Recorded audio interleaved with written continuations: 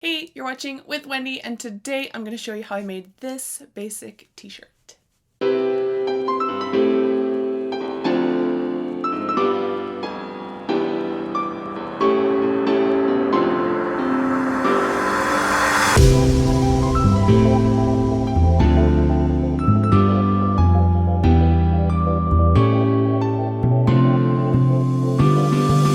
A basic t-shirt is a wardrobe staple, and with wardrobe staples you want them to be something that'll last, something that fits well. T-shirts, I find there's ways to get them super cheap, but then they might not be the material that you want, and then when you pay a lot for them you start to wonder, why did I pay so much for a t-shirt? I decided to make my own. It cost me $10 of materials. It's the exact cut, shape, length, weight that I was interested in. One of my friends named Haley worked on making a t-shirt with me, and he actually has very little sewing experience. He came over to my house, we went out to buy the fabric, and when he first started he didn't know how to operate my sewing machine, but by the end this is what he created in a day's work. It looks great. Thumbs up for Haley. As you can see, his is a men's cut, mine is a ladies cut. He wanted his sleeves to go straight across when resting, mine go on a slant when they're resting. So whether it is round neck, v-neck, the sleeve angle, scoop bottom, straight bottom, to be fitted, to be straight, all of those things can be adjusted if you're the boss of the t-shirt. There's a link in the description and up here for more photos of my t-shirt and Haley's t-shirt if you want to see it from more angles. Otherwise, grab yourself some comfortable knits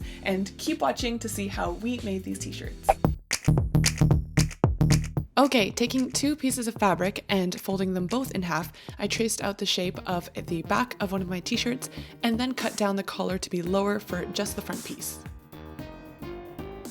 To finish off the collar, you're going to need a strip of fabric, and then to do the sleeves, you will need two pieces. I traced these also out from the existing t-shirt that I owned. Feel free to cut the sleeves longer than necessary in case you decide to trim the shape when you're done. Our first step for sewing will be to pin the shoulders together with the right sides touching and sew them with straight lines. Haley and I took turns on the sewing machine, so you're going to see a bit of contrast between the black shirt and the white shirt as they both get done. Once you've attached the front and the back along the shoulders, the next step is to pin the two sleeves along the armholes. I start at the middle to make sure it's symmetrical and then pin outwards towards the armpit. Sew these two layers together with a straight stitch, and with knit fabrics, make sure you're not pulling excessively on it as it goes through, just let it ease through the machine. Now we're going to lay the entire shirt inside out with the front on top of the back. Align the two seams that are at the armpits and pin those two together. We'll be sewing down the two sides of the shirt, starting at the armpit going down the side and then also up the sleeve. To attach the collar, first I iron the entire piece with the right side on the outside in half, then pin it all the way around the neckline, leaving it open along the back. As you make your way around, there should be more tension on the collar piece than on the shirt so that everything lies flat when it's done. For that opening in the back, I've reached the two collar ends together to see how much more is needed to seal it off and cut off any excess. Then I pin them together along the middle and sew those two loose ends right sides together with a straight stitch.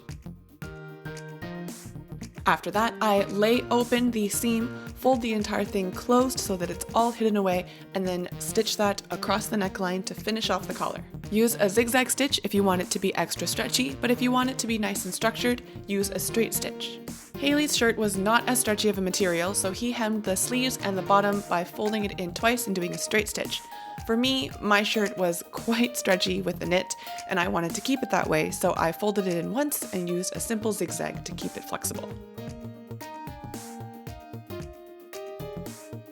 That's a wrap on a super basic tee. If you want to find me on Instagram, Snapchat, that kind of thing, I am @WithWendy. And if you like this tutorial, let me know. Subscribe if you'd like to see more of my videos. And until next week, bye-bye.